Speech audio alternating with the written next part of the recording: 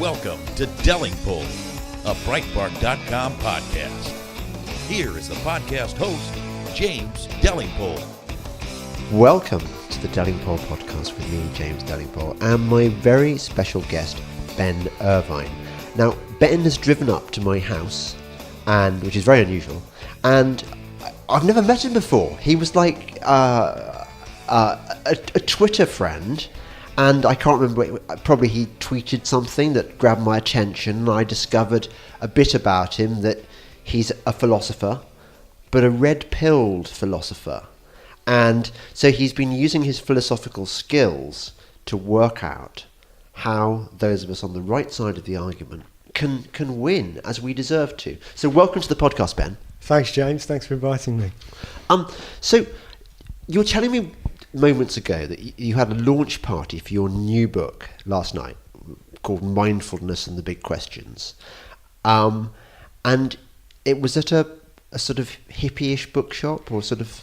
Tell me the story. Well, it was, the launch event was last night. It was at Watkins Book, which is a little bookshop, a kind of esoteric, spiritualist kind of bookshop, just off the Charing Cross Road in London. And it's a sensible venue really for the book launch, because the book is called Mindfulness and the Big Questions, and it's about mindfulness as well as other subjects too. But I always get a feeling when I'm with this kind of audience that I'm affronting them in some way, because my message in terms of philosophy is very much people need to face up to existence more. People need to stop shunning life, stop hiding in distractions and clever theories and ideologies, etc.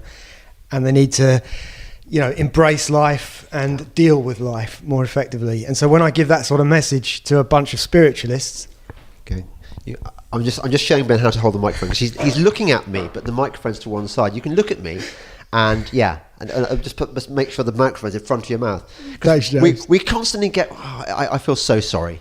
The sound quality on these podcasts is not perfect, because I'm not a techie, and I need a techie. Until somebody pays for a techie, which is what I deserve, we're going to get slightly dodgy sound quality. There it is. Sorry, carry on. You were surrounded by these bloody hippies, weren't you? I mean, we know the kind of people who go to those shops. And by the way, I'm totally into things like mindfulness and Pilates and Tai Chi and yoga. I've an NLP. I like the battery of weapons against depression and anxiety and stuff. I need them, God knows. But there is a certain type of person who congregates at that kind of shop, and I think those were probably your audience last night. Is that right? Yeah, very much so.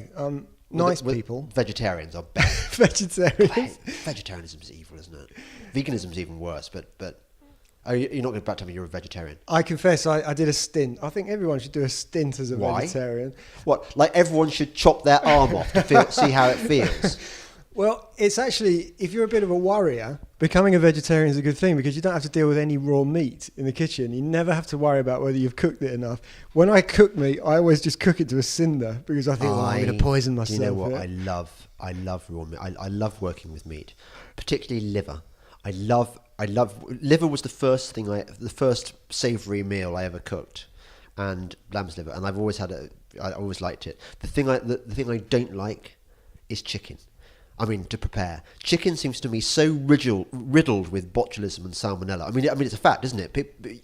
Apparently, when you prepare your bird after it's come back from the supermarket, swimming in salmonella and botulism, you can't touch.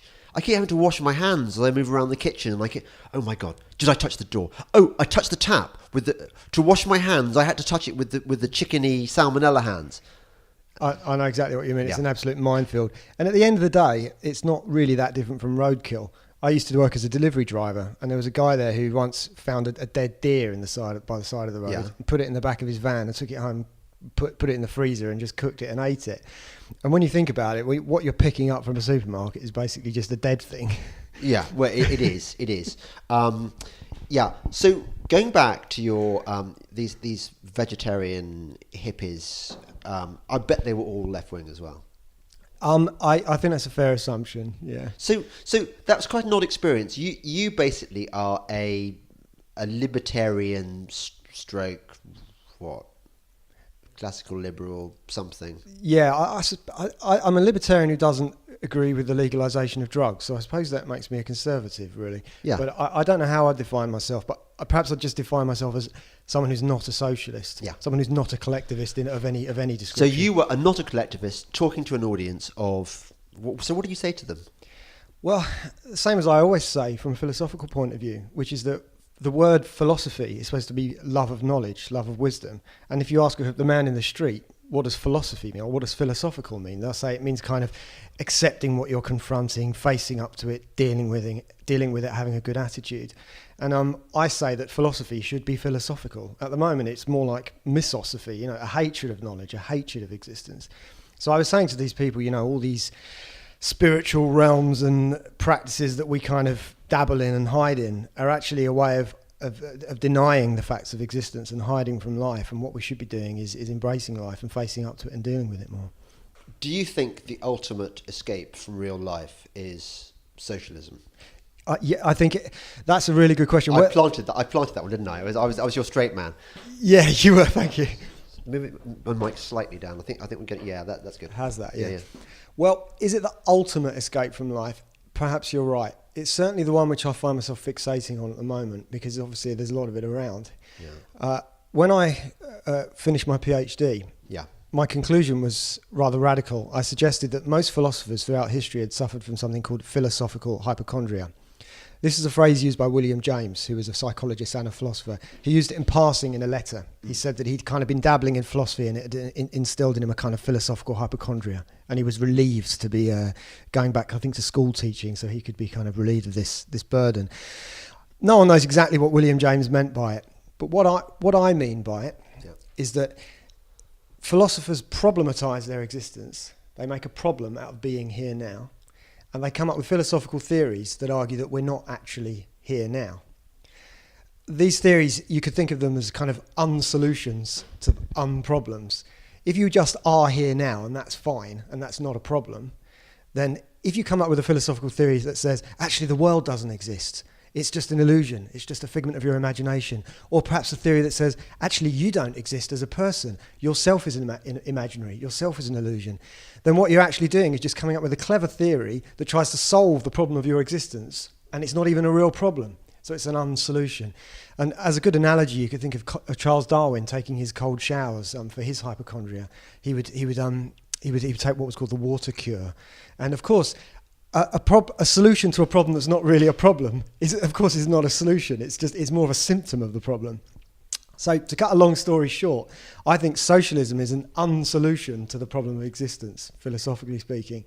It's an attempt to kind of make our existence into something that it's not, when we would be better off just accepting that our existence is fine as it is. And so what socialism does technically is say, you don't exist, the world doesn't exist. What there is a kind of social ether, this just kind of all-pervasive society that everything kind of boils down to. There are no real individuals, even reality doesn't exist. It's all just kind of an emanation from this strange social entity. And if you want to do the right thing, just kind of throw yourself into this social entity and all the problems of the world will be solved. To me, that's a terrible abnegation of responsibility, quite literally, because to be responsible, you have to face up to being you, and you have to face up to the world. Socialism, it just completely perverts the whole notion of responsibility, and in that sense is a travesty, really, of morality. That's true, isn't it? That they do abdicate responsibility, and what they transfer that responsibility to a sort of higher power, which is, I suppose, the state, the benign state. And one of the things that I see socialism as just a continuation Marxism. There's not, it's louse flee territory, isn't it? Really. And I was just been reading this book, which has been preying on me recently because it took me so bloody long to read it. A book by Vasily Grossman, Life and Fate, a novel set in the Second World War. And of course, obviously, the figure of Stalin looms very heavily over the book. And Grossman doesn't shy away from the appalling things that happened under collectivism, people starving to death, and about the oppressive nature of a kind of Stalinist, socialist, call it what you will, society. But this is what made me think of it. All the good socialists in the book, they say yes, but if Stalin knew what was going on, he'd never allow it. I mean, he'd be appalled, and they're always making excuses for their philosophy because it's the right one, and there's a sort of cognitive dissonance going on. That it's obviously making everyone poor and miserable, and at the same time, everyone says, "Yeah, but it's great, isn't it?"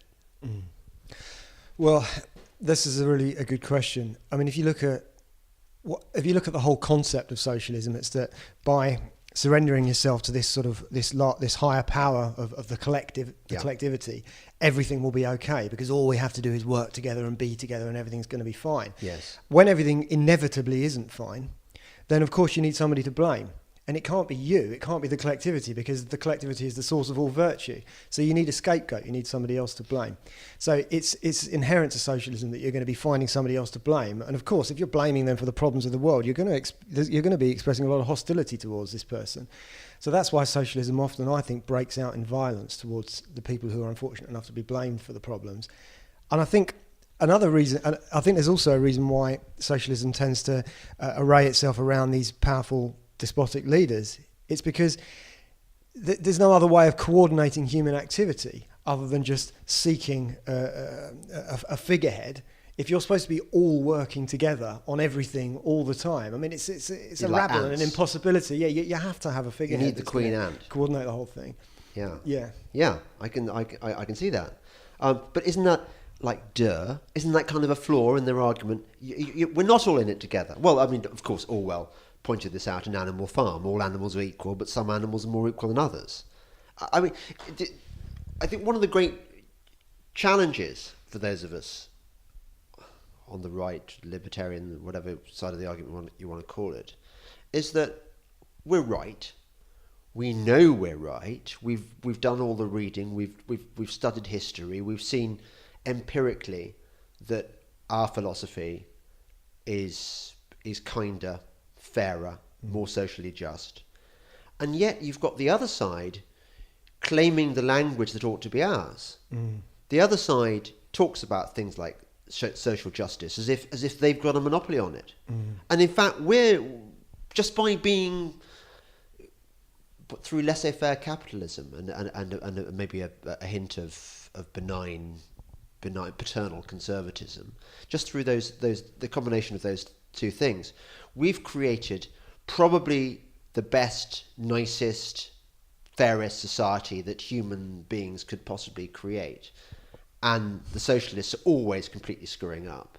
And yet they are using the language of niceness, and they seem to have persuaded half the world that actually they are nice. So how do we deal with that? Well, how do we show their true evil?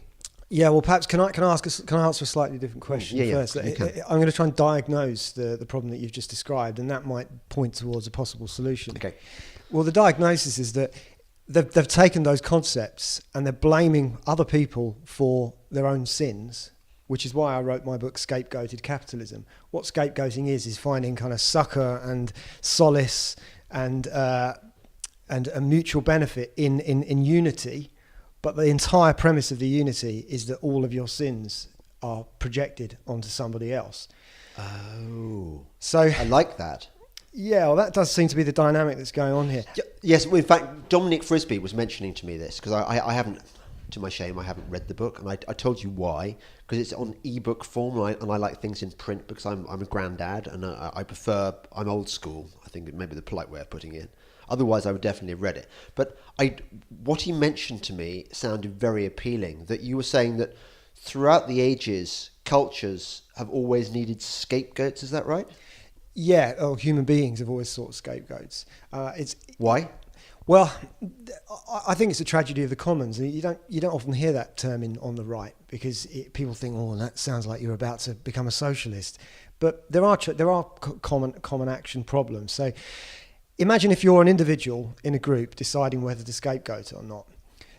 The rewards of scapegoating will be something like you get to blame somebody else for things that were your fault. You get to feel better about yourself because you won't feel guilty anymore. You get to enjoy perhaps a bit of sadism, a bit of schadenfreude at this person's What's expense. not to like? Well, exactly. Yeah. You get the kind of intoxication of group unity. And you also get to avoid being scapegoated yourself. It's a case of find a scapegoat. And this is what happens in Lord of the Flies, which is why, even though some people think it's a rubbish book, I think it's pretty all right. Yeah, I think it's a great book. Piggy, yeah. He gets it, doesn't he? Really good point. Yeah, I didn't actually mention that in Scapegoat to Capitalism. Maybe in the second edition you can and make sure you credit me lavishly for thinking that deep thought. Yes. So okay. So I can see and also wives. Have you got a wife? No. All husbands listening to this program will know that wives have a continual scapegoat, which is the husband. When the dog shits in the corner, it's the husband's fault. Either for not having noticed it and cleared it up, or for letting the dog do it in the first place, or for the dog. Same when the children misbehave. The children take it out on the mother takes it out on the father. It's how it goes. So obviously there is within us a need for this safety valve. That's a good point. I mean, sadly, it's kind of almost reflexive, really. You actually have to go to a meta level to be able to appreciate what you're doing and try and dampen it down or apologise. But the interesting thing about those examples you've given, whether they're accurate or not, I won't judge. But what I would say is that people have an impression of scapegoats as being weak. But actually, the ideal scapegoat is somebody who's strong.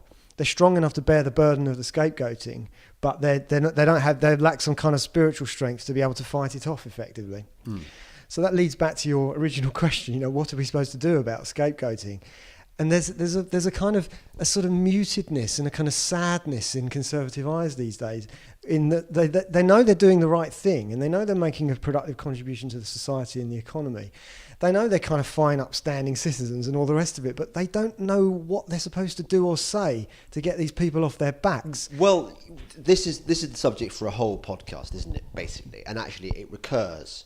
I don't know whether you've been listening to a few of the previous ones. The one I did with Christian Niemitz was very good on this, where he talked. Well, we talked about the fact that so many conservative columnists, naming no names, so many conservative politicians surrender the pass at every opportunity because they sort of kind of know that conservatism is the right philosophy, but they still feel ashamed and they still feel embarrassed about articulating conservative thoughts. In fact, the only conservative MP articulating conservative thoughts in an unapologetic way is Jacob Rees-Mogg. Nobody else is doing it. Not even Gove. It's an astonishing situation, isn't it? Really. Yeah. Yeah. Well, this one of the great moments in your work, James, is when you quote this idea of when you're taking the flak, you're over the target. Oh yeah. And you talk about how people have kind of pilloried you as an individual, and they'll do anything other than actually engage with your arguments. And there is a term for that. I've recently discovered this. There's an author called George K. Simon, and he's written a book called In Sheep's Clothing, and it's called the subtitle is something like How to Deal with Manipulative People, and he highlights something he calls covert aggression. And covert aggression is essentially when you throw your opponent on the defensive by refusing to actually engage with what they're saying and just essentially undermining all of their needs, interests and concerns by just ad hominem arguments, evasive arguments, refusing to take responsibility, blustering with outrage, etc., etc. And I know you've talked about having experienced this. You've just described the way that every BBC news interviewer treats conservatives. Yes. That is exactly it. Yes. I mean, look at the Today programme on Radio 4. That is Humphrey's approach. In fact, that's probably Michel Hussein's approach. That's probably the other one, the ex-Preghead one. It's what they do, and it's why when one goes to America, and you do talk radio there, it's like being. It's like being a gay man and going to your first gay club and realizing, no, there are people just like you out there and you never knew it. They treat you completely differently in America. They don't have that. Or at least conservatives don't have that same hatred for conservatives that we kind of do over here. We're going to look at that more in a moment. You're listening to the Delingpole podcast with me, James Delingpole, and my very special guest, Ben Irvine. Breitbart News Daily with Alex Marlowe. Tim Schmidt is joining us now. He's a president and founder of U.S. Concealed Carry Association. The best part about concealed carry is that everybody doesn't have to do it for the vast majority of the population to get the benefit. You're going to have this powerful deterrent effect. Naturally, crime will go down because they're never going to know who's going to have the gun. Breitbart News Daily, weekdays from 6 a.m. to 9 a.m. East on Sirius XM Patriot 125. This is Delingpole, a Breitbart.com podcast. Here once again is James Delingpole. You're listening to the Delingpole podcast with me, James Delingpole, and my very special guest, philosopher, red-pilled philosopher, Ben Irvine. What was that thing you were talking about just then? What's it called? Covert aggression. Covert aggression. Because I think you've nailed one of the reasons, at least, why so very few conservative politicians or writers are prepared to put their head above the parapet. And I've noticed this phenomenon particularly whenever I've done any questions, or I did question time once as well, almost never again. Well, I probably say yes if they ask me, but there is an impulse which seizes even normally quite sound right-wing people when they go on those shows, and they suddenly, instead of asking themselves, how can I answer this question in the most truthful, honest and robustly conservative way, they go, how can I not be hated by the nasty people in the audience, and how can I get applause from the generality? And that's all they care about. And I think if you expand from that into the political realm generally, this is how a lot of politicians, MPs behave. They want, above all, to be liked. Yeah, there's a really sad irony here. I think you're right to mention that, because in my experience, it seems to me that conservatives tend to be more conscientious people. I know that there were some studies done. We are so much nicer. Yeah, and libertarian conservatives are not even nicer. I'd say libertarians, not so much. I think pure libertarians freak me out because they play that more libertarian than now game, which really, really hacks me off. Where like, you don't want to sell heroin to children at the playground gates? Well, you're not a real libertarian, or whatever. They do that. Interesting. Or you don't want every person in the world coming to live and work in Britain. You don't believe in that freedom of movement, that migration economics. What kind of libertarian are you? And I think, yeah, you're a bunch of perverts and theoretical freaks who are never going to get power. Well, I've not encountered that. I must say I've never talked to a kind of pure libertarian before. But I do know that there was some studies done that suggested that, psychologically speaking, Brexit voters scored much higher on conscientiousness than Remainers. Tell me more about this. I can't really say any more. It was just a brief thing that I happened to come across recently, and that just that had the ring of truth to it for me.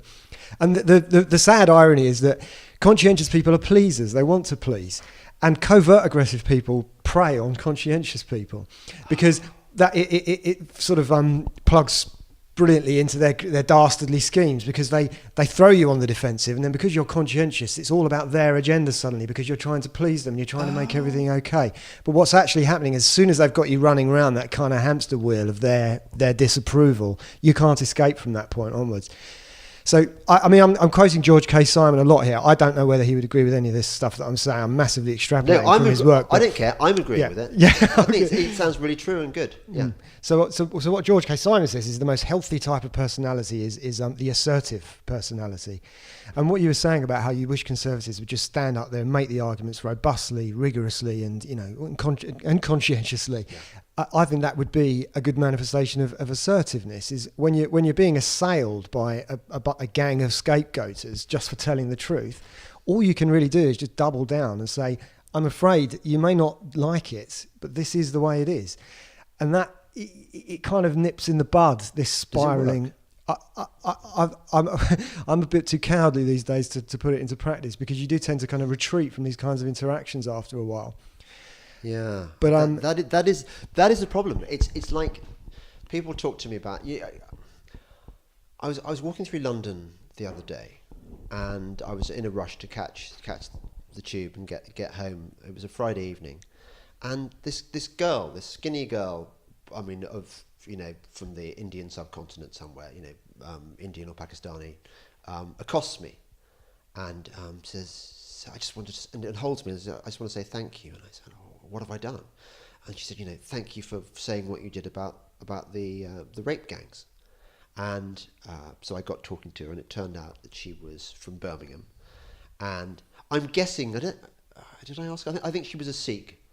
That would have made sense. And a lot of her school friends had been groomed and raped by these gangs.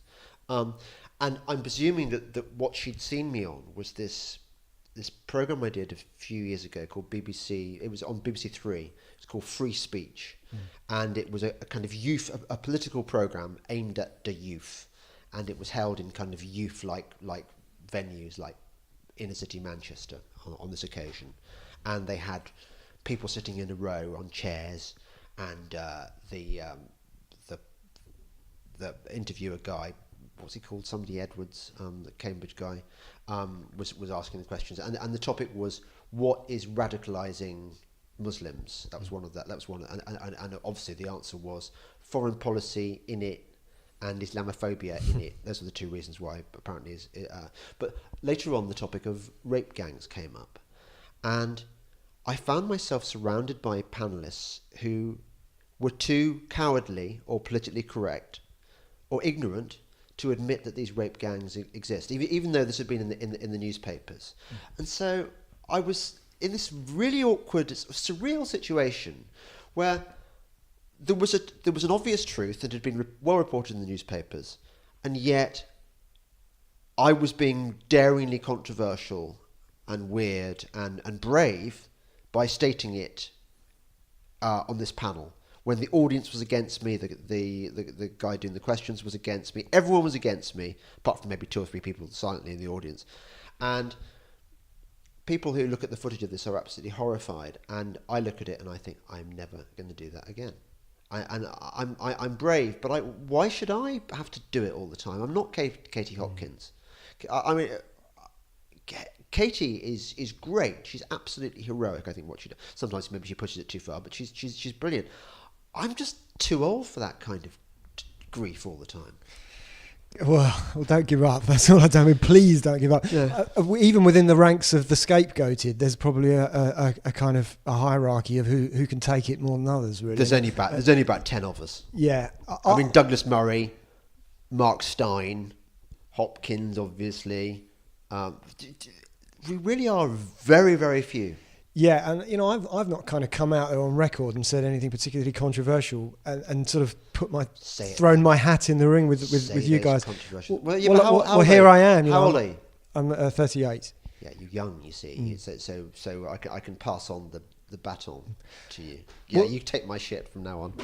Well, I'm a massive supporter of yours, James. As far as I can see, the way you write and the way you think is geared towards illumination and truth. And for me, that's so uplifting and so inspiring. I'm a huge admirer of yours and your work. So, that carry on doing what you're doing. Well, it is that Orwell thing, isn't it? In times of universal deceit, truth-telling becomes a revolutionary act. I keep saying this because when people accuse me of being a controversialist, I say no.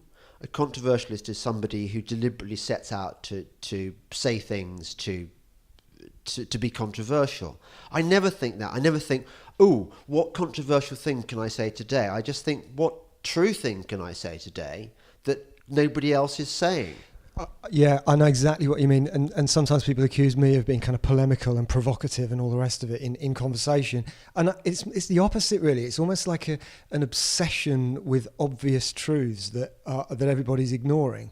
And it's kind of, for me, it feels like it's coming from the same sort of place that would help an old lady cross the road. It's conscientiousness. It's what I think is me trying to be good, This thing at the moment we've got about the obsession of Generation SJW, which is the whole transgender thing.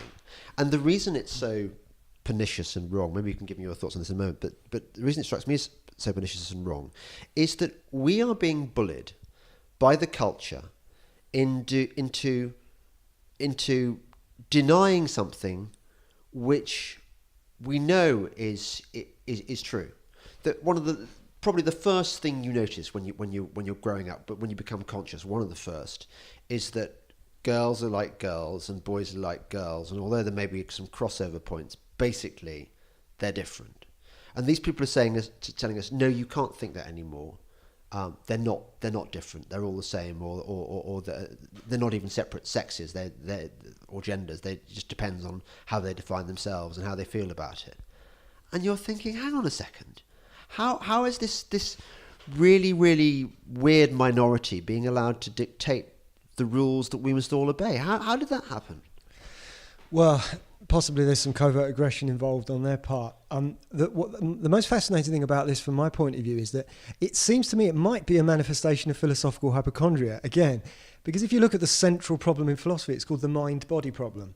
And the idea is that your mind is this kind of ethereal, private, subjective, conscious entity that is in the world, and it's a world that's not private. It's an impersonal world. It's a world of matter and stuff, and it's not a world of consciousness. And these two kind of poles of your existence don't really chime very well together.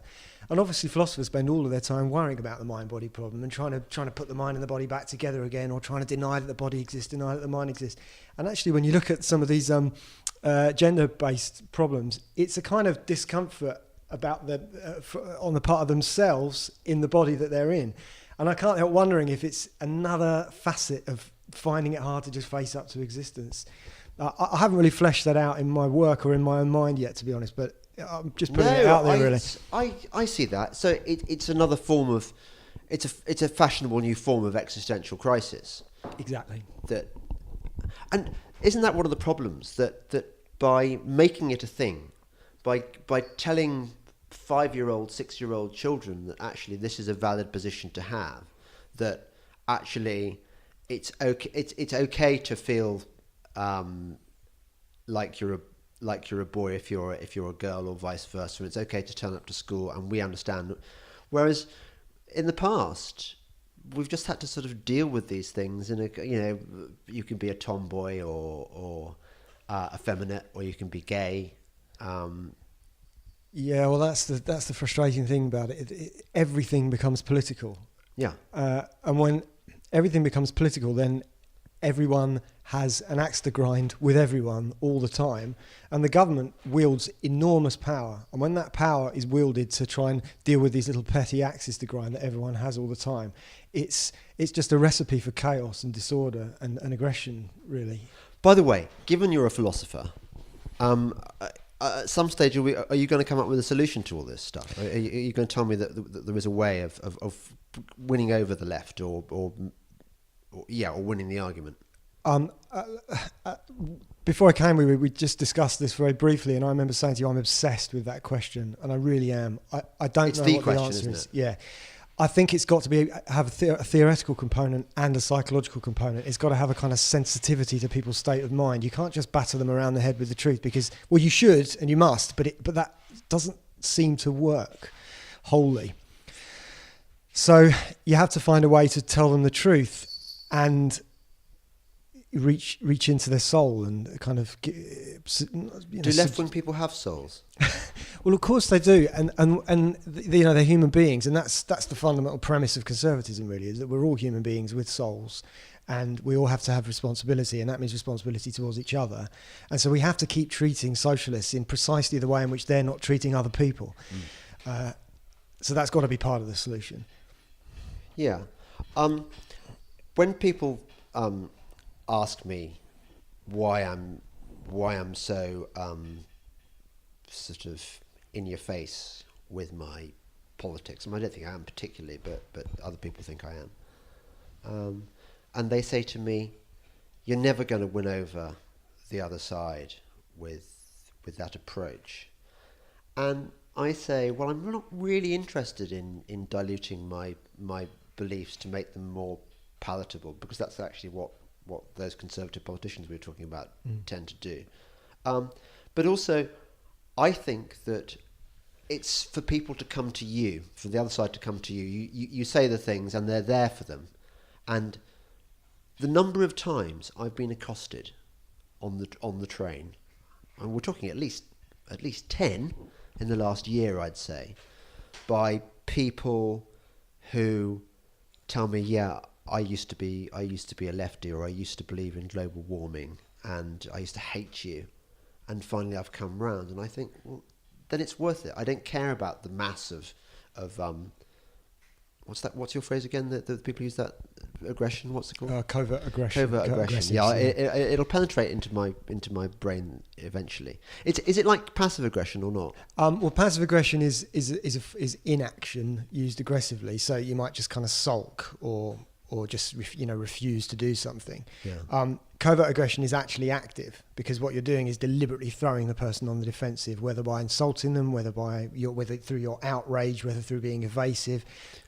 Oh, you say deliberately. Are leftists even conscious of it? I think sometimes that they just do it because it's what they do.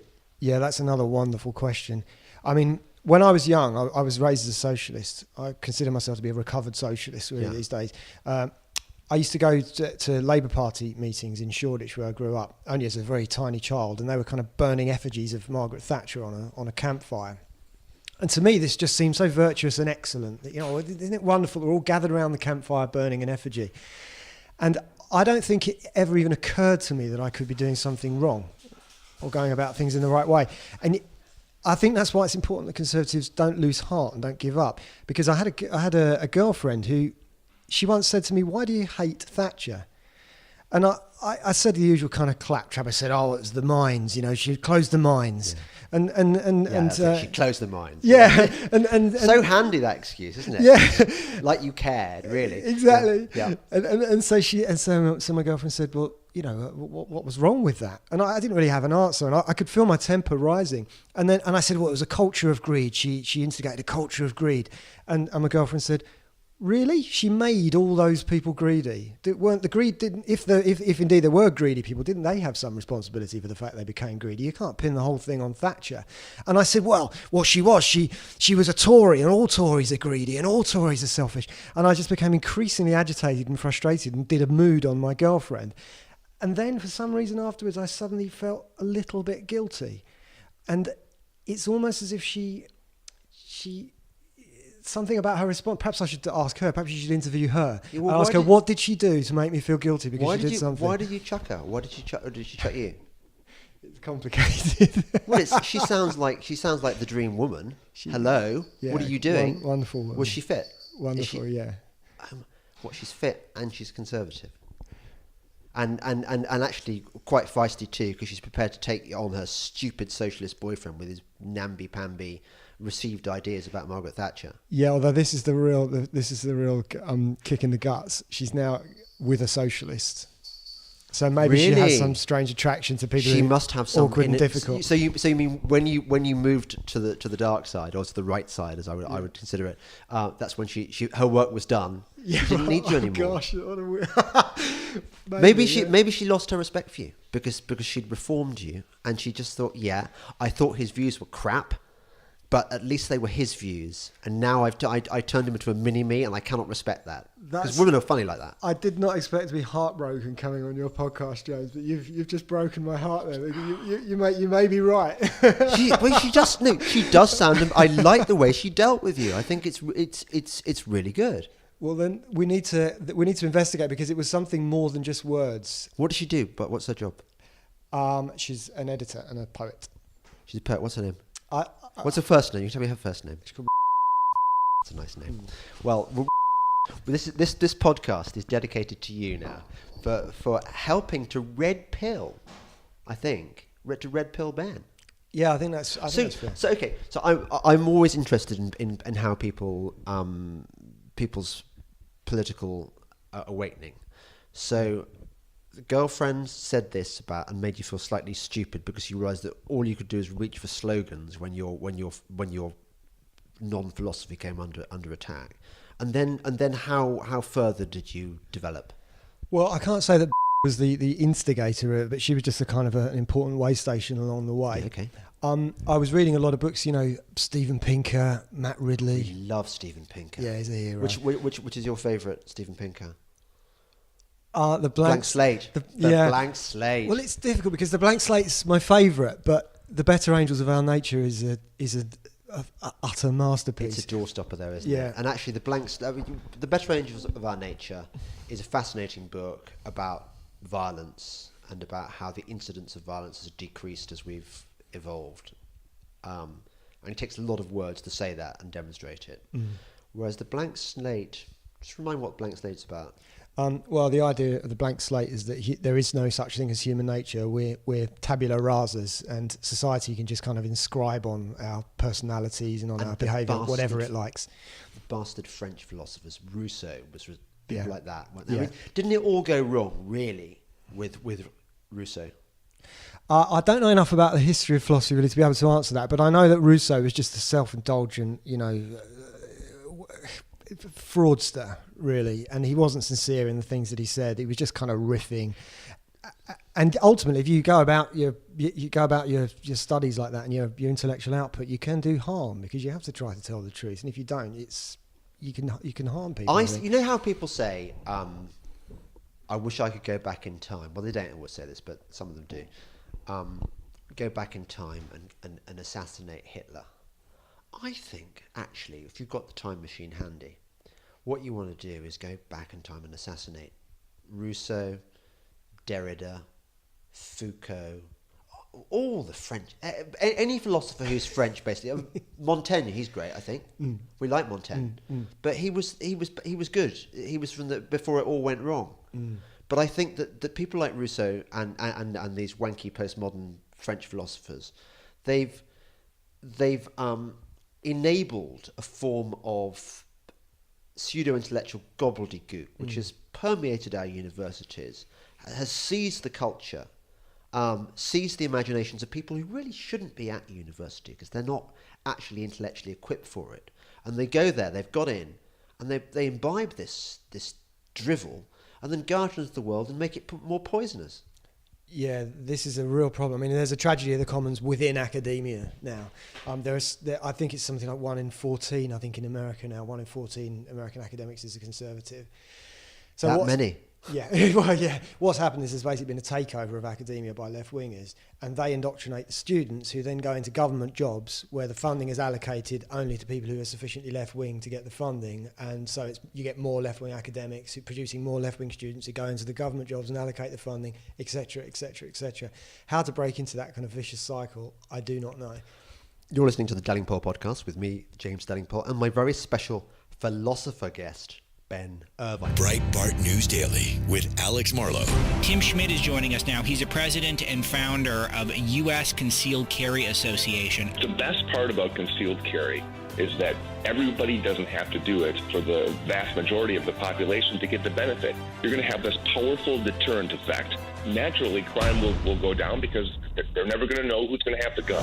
Breitbart News Daily, weekdays from 6 a.m. to 9 a.m. East on Sirius XM Patriot 125. This is Delingpole, a Breitbart.com podcast. Here once again is James Delingpole.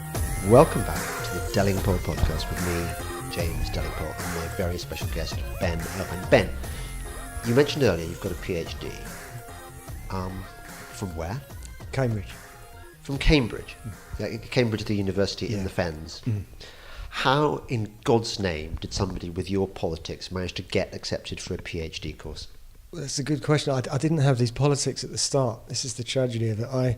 It happened right at the end. Really? Wow. The last chapter of my PhD was called was about philosophical hypochondria. I'd concluded throughout the 5 years of PhD study that this mind-body problem was a pseudo-problem, an unproblem. And if you're studying something that's not really a problem, or you're fixated on something that's not really a problem, you're a hypochondriac. So I concluded that philosophers were philosophical hypochondriacs. And at that point, that's when I started reading loads of stuff that I hadn't previously read. And I was reading Steven Pinker, Matt Ridley, The Rational Optimist, Robert Wright, Non-Zero, another really good book, Theodore Dalrymple. And at the start I was thinking, isn't it funny, all these cranky conservative types with their cranky conservative ideas, and isn't it funny why people would have such weird cranky ideas? And then suddenly, at some unspecifiable point, I was beginning to be won over by these ideas. And the moment when I realised I definitely wasn't a socialist anymore was I've got to thank the socialists for this, because I was taking my newfound ideas to my socialist friends and saying things like, yeah, the economy can't be all that bad because there's so much non-zero sumness out there in the economy. You know, every time you buy a cup of coffee and the vendor says thank you and you say thank you, there's a double thank you there, and that double thank you is, if you extrapolate that out across the whole economy, we're all thanking each other all the time. It's like some kind of hippie loving. We should be cherishing this and embracing it. And I would say this to my socialist friends, and they would just shake their heads and kind of twist their faces up and screw their noses up and say, but Ben, it's greed and it's profit. And I'd say, but if you look at it in a different way, it's not greed and it's not profit, it's mutual benefit, it's mutual gain. And what would happen is the heat would rise in the conversation, and I would think, you're excluding me from socialism because you're becoming angry with me for what are clearly just commonsensical ideas. You're actually pushing me out of socialism. So that was an important part of the transition for me. So how long was your PhD? How long did it take to do one? 5 years. But you weren't based in Cambridge all that time, were you? I had to have a year out for health reasons halfway through, so I sort of went back. Actually, maybe it was more like 6 years in the end. So you were which college was this? King's College. Okay, so King's, yeah, the lefty one. Yeah. Oh my God, you must have been the only non-socialist by the end, anyway, because King's is incredibly left wing. Yeah, apart from you and Dominic Frisby, who I met yesterday, I've never had a conversation with a non-socialist intellectual. Oh, I have. I've got. Recently, I've made friends with a kind of secret conservative. I can't tell you I know. That's cool. I can introduce you to these people. I'm sure they'd love to meet you. But I just think that is so amusing and weird. Because I'm not sure everyone realises just quite how extremely left-wing King's is. Whenever I've done debates at Cambridge, when somebody stands up in the audience and asks a question celebrating the achievements of, I don't know, some Pol Pot or Maduro or Chavez or someone, it's going to be the gentleman from King's College. They're just Marxists. Worse than Marxists, if that's possible. Yeah, it's hardcore. So what did your course supervisors? But you presumably had a professor sort of supervising your thesis, did you? Yeah. How did they cope with your? Well, funnily enough, we never really discussed politics. There are different. This is the thing with philosophy. It's a way of not facing up to existence. But it's also perhaps the least antagonistic way of not facing up to existence, because everyone just kind of rolls their eyes and thinks, philosophers with their heads in the cloud, and you kind of get away with anything as a philosopher. Whereas socialists, to give them credit, at least they're putting themselves out there and doing something and trying in their cack-handed way to change things. So you can kind of, philosophers have got this kind of pact of, we'll just keep quiet about what we're doing, people don't need to know, we're hiding from existence, we're getting paid for it, and we'll all be fine. So we didn't really do politics, really. We just talked about the mind-body problem all day long. But everything is political. Well, I know that now, but I didn't. We didn't. I don't think we really explicitly knew that. So you mean you were kind of the equivalent of gay? You were red-pilled, and nobody knew it, really. No, I didn't even know it either. This is the thing. I only knew it when I found myself really annoying all of my friends. Right. So you lost your entire circle of friends. I wouldn't say I'd lost them. When you're once a friend, it's like once you've been in love, you're kind of always in love, aren't you? And when you're with a friend, you're always their friend. But I lost some of their respect, I think. Did anyone come around to your way of thinking? Perhaps one person. Cambridge, hello. Well, this is, I don't know if you've experienced this, James, but you go into a conversation thinking this is going to be a really interesting exchange of ideas. I really don't mind that you disagree with me. In fact, it'll be interesting because I can find out what you think and you can find out what I think. And at the end of it, because I think of covert aggression, you find yourself thrown on the defensive. You feel a bit hit up and a bit guilty and a bit like you've been assailed. And then you go away, and the worst thing is you speak to that person again 6 months down the line, and they tell you what you told them last time, as if you had never said it to them. And you feel like you're being kind of pumped for information, and that's a really tragic dynamic. And so I don't know if that's ever happened to you. I've got to say something important to you, Ben, and you may not like this or you may like it, but you really need to get a job.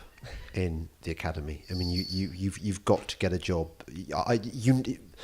By the time that you're nearly 40 now. By the time you're 45, you really need to be in a senior position at a university, preferably Oxford or Cambridge, because do you realise how desperate the situation is? I don't know of any. I know of one conservative-ish Don at Cambridge. That's Robert Toombs, professor of French, who wrote a brilliant history of the English. I interviewed him on a previous podcast. He's pro-Brexit, but there are so few conservative professors anywhere at university. And how are you going to shape the minds of the brightest and best if they're all going to university and all being brainwashed into SJW values? Please do this for me. Well, I'm doing my best. Are you? Are you though? I don't know. I know perhaps I've given up slightly. Yes, I sense that. I've been funding my writing through casual work really for the last kind of 10 years. And the nice thing about that is you just go there, do the job, and go home and then think about whatever you damn well like, and you don't have the kind of pressures to conform that you have in academia. Yeah, but you know what? We've got to... we all have a duty to go... I mean, having said I'm not going to do a programme like BBC 3, whatever it's called, Hey Now, youth politics programme. Having said that, I do think you've got to put yourself out there because there's so few of us doing it. And look, you've got the doctorate now. No one can take that away from you. So if you don't do it in the UK, you've got to do it in America. The universities are just over. But I don't need to tell you that because you've seen it for yourself. Yeah. I think I can't quite accept that. Like, there's a part of me that thinks, oh, well, it's just an interim period. At some point, I'll have an academic position and I'll be writing interesting stuff from this kind of perspective. But realistically, you look. I mean, I sound like woe is me now. But you go on philosophyjobs.co.uk or whatever it is, and you look down there, and it'll just say things like, "We're looking for someone with a specialism in feminism." Or, and they'll give some really specific research project that they want you to engage in. Oh my God. And it's always nonsense. My tutor from Oxford, who was just the best, literally the best Don of his generation. He was just, any subject, I tell you, anyone who's taught by Peter Conrad at Oxford will tell you this. He was just brilliant. And he told me this really sad horror story the other day. He said that one of his best students, a woman, who was really, really bright. And if he thinks she's bright, my God, she must have been bright. And she applied for teaching roles in universities, and she got rejected every time because she didn't have the requisite views on feminism or Marxism. She wasn't. There wasn't an ism about it. She just wanted to study English literature, and that's how far we are. And when I was at Durham, I was last time I went up to Durham Debating Society. Durham actually is really nice, really sound. That's my first university, Durham. Yeah. What is it about Durham? In fact, it's where I live now. Durham is really good. I was sure after the debate, I was in the bar talking to two doctoral students, husband or boyfriend and girlfriend. They were very, very nice and very, very bright, and they were of our persuasion. We did the special handshake and stuff and rolled up our trouser legs and stuff.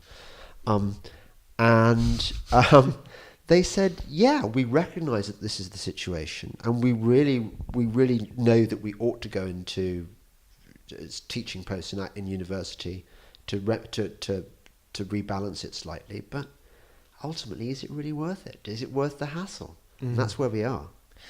Well, perhaps we should turn this round. This is a really interesting point because there's a load of aggravation involved in putting yourself in that bear pit and trying to convey ideas, honestly, with integrity, convey ideas that you think are right to people who are hostile to those ideas.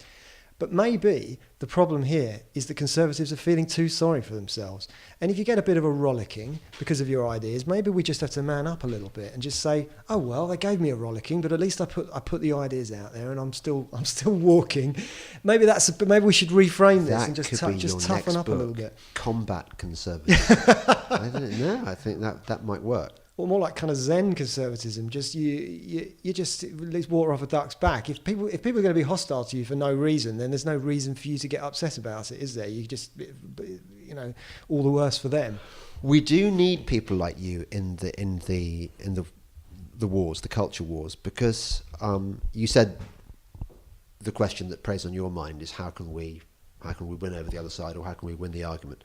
And this is a question that we all of ourselves in different ways are asking ourselves all the time, because I find it so frustrating, so actually really exhausting, being right all the bloody time and living in a world where people think you are an evil wanker, where the default position for people like the default judgment position on people like me and you is that we're just evil wankers. It's so wearing, it's so tiresome, and the people sort of passing these judgments are the people like the younger you, the one who was challenged by your girlfriend to explain what your problem with Thatcher was, and you said she closed the mines.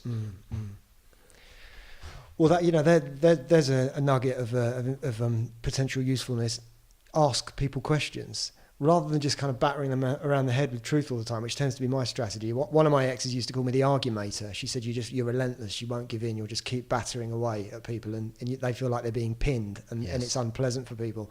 So another option is to say, well, when you go to the supermarket and you fill your trolley with products that are affordable and of high quality, and you go home and you eat those products, do you think there's something to be celebrated from that episode?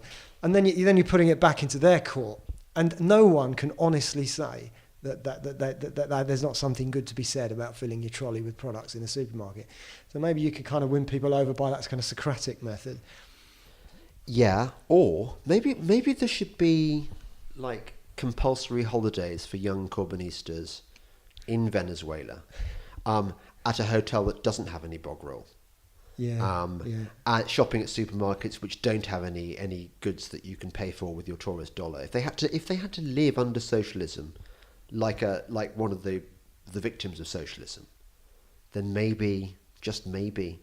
Although one knows that in the era of the Soviet Union, when the Iron Curtain, there'd regularly be sort of young socialist groups which went on trips to the Iron Curtain, and they persuade. I mean, Jeremy Corbyn and Diane Abbott went on a motorbike tour of East Germany, and East Germany must have been a complete toilet.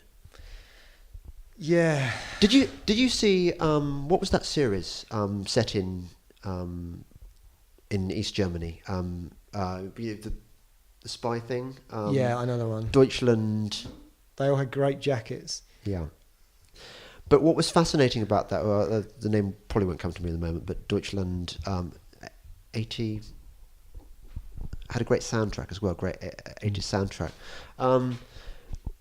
You could see that the sympathies of that programme was slightly with the East. Even though they recognised that the East was sort of kind of evil, at the same time they loved it, didn't they? And this is the problem, that I think it would take a long time living under socialism for your typical kind of Corbynista kid to really get it, because I think they'd spend the whole time in a state of cognitive dissonance. They'd go, yeah, I can see it's uncomfortable, but socialism hasn't been tried properly, that's why. Interesting, yeah. Well, there's also a lot of nostalgia in London. Well, there was when I was growing up for like the craze as well. So people maybe just like to be bullied, or they like to know that the responsibility's been taken out of their hands. Is that it? Do you think that maybe socialism is tied up with masochism? Maybe, and maybe people who are accustomed to experience masochism also are accustomed to inflict masochism as well, which is how you get that dynamic of, some people benefit and some people. Because this is I'd say good work for a philosopher. There was a book that Niemitz and I discovered in the previous podcast, which suggested that one of the reasons that socialists think the way they do is that their brains are insufficiently evolved, that they are still in the hunter-gatherer stage of evolution, where if you killed a woolly mammoth, there was only one woolly mammoth to go around the village, regardless of how many villagers there were. So, and this is how socialists think, that everything that one person's gain is other people's loss. Whereas we people who believe in capitalism know that actually no, you can expand the wealth. So that everyone can get richer, everyone can have more and more and more mammoth to eat. But the socialists have never grasped this, which is why they have this intense sense of of fairness and social justice, and that they think the only way to create the social justice is kind of to defer powers to a higher authority, which is going to make these decisions for you. Very interesting. Yeah, possibly another aspect of it is just a simple fear of strangers. I mean, we all kind of interact differently with people we know well, as opposed to strangers, and we're all incapable of caring about strangers to the same extent that we care about people we know well. But maybe socialists are so afraid of strangers that they don't want to trade with them. They don't want to enter into a mutually beneficial relationship with those people. They just want to not have anything to do with them, and just to get some higher power, i.e. the government, to solve all the problems of all societies, so that they don't actually have to interact with people they're afraid of. You were one. Can you not remember what rubbish was going through your head when you... No, all I know is that it was like a load of catchphrases. It was really just like kind of sitting around talking about who your favourite footballers are. There was no intellectual depth to it whatsoever. You just sit around and say, Tories are greedy, aren't they? Wouldn't it be nice to live in a more caring society? Public ownership, isn't that good? There was no depth to it at all. But tell me, did you not find life mentally easier in those days? You didn't have to think. No, but I was a more screwed up person. One of the things about socialism is that if you delegate all caring to the government, the people who do that don't actually care about each other. I mean, there's a reason why socialists just turned their noses up at the big society idea, because they didn't actually want to roll their sleeves up and do anything for their communities. They just wanted to pretend to be virtuous. Yes. So I'm loving, can I just say, I'm really loving the theme of this show, that basically socialists are unevolved, heartless, deluded, stupid, lumpen. Yeah, carry on. Well, you could gloss all of those terms slightly differently, couldn't you? You could say kind of misguided and ill-informed and can I say the corollary? Incurious. The corollary of that is that I've noticed that the people who, I mean, look at you. You haven't shaved. You're a bit of a kind of outsider figure, and I have to say a lot of the people that accost me and really dig my stuff, they're kind of slightly outsider people, probably prone to depression and anxiety and stuff and things like that. Do you think there's a connection there? I do, and that connects back to the point I was making earlier about socialists not caring about each other, because a lot of problems are self-inflicted, and if you're the sort of person that just delegates all caring to the government, then if one of your friends is inflicting a problem upon themselves, you're not likely to actually be truthful to that person. You're not likely to really genuinely care about them and try to get to the root of their problem. But for me, although I was happier in the sense that I had a sense of belonging, which I definitely lack now, but I had a sense of belonging when I was a socialist. I actually had a load of really, really persistent personal problems at the time. And I think that paradox actually makes sense, because now I'm not a socialist. All of my self-inflicted problems have gone away. Oh, because really? I squarely face up to my life. I squarely face up to the issues, and I try and deal with them. But now I've had to sacrifice a sense of belonging to solve all those problems. Yes, but maybe the higher power, because God obviously is a conservative. Maybe God just thought, I'm going to give Ben an easier life because he's seen the light. Maybe. Well, Ben, thank you. That was very interesting. You were listening to the Delingpole podcast with me, James Delingpole, and my very special guest, Ben Irvine, who's just plug your books, Ben. Mindfulness and the Big Questions is your new one. We didn't even talk about mindfulness, which I found very helpful, by the way, with all my problems. And you write beautifully. And your other book was called?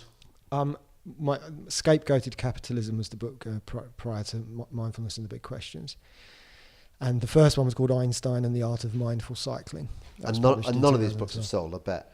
The first one's done okay. I think it sold about 50,000 copies. No. Yeah, something like that. Oh my goodness, that's more than I've ever sold. That's really good. No. You made money out of it then. Well, somebody made money out of it. No. I think I got a little bit out of it. Well done. So you see, there you are. Look, capitalise on that. And look, get a foothold somewhere in academia. Oxford and Cambridge, they're not complete dumps. And red pill generation. Thank you. Bye-bye.